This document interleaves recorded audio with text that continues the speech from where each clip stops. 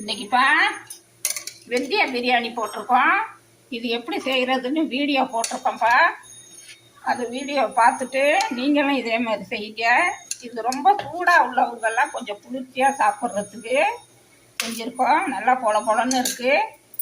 பொன்னி அரிசி, வீட்டில் வடிக்கிற அரிசி தான் போட்டிருக்கேன். அப்புறம் பொங்கல் செஞ்சுருக்கோம்ப்பா.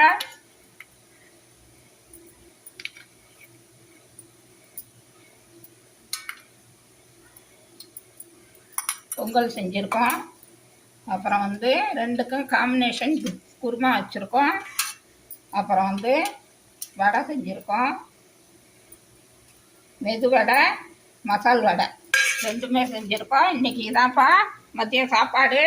எல்லோரும் சாப்பிட வாங்க. நல்லா சுட சுட இருக்குது. இந்த வீடியோ பிடிச்சிருந்தா லைக் பண்ணுங்கள், ஷேர் பண்ணுங்கள், சப்ஸ்கிரைப் பண்ணுங்கப்பா.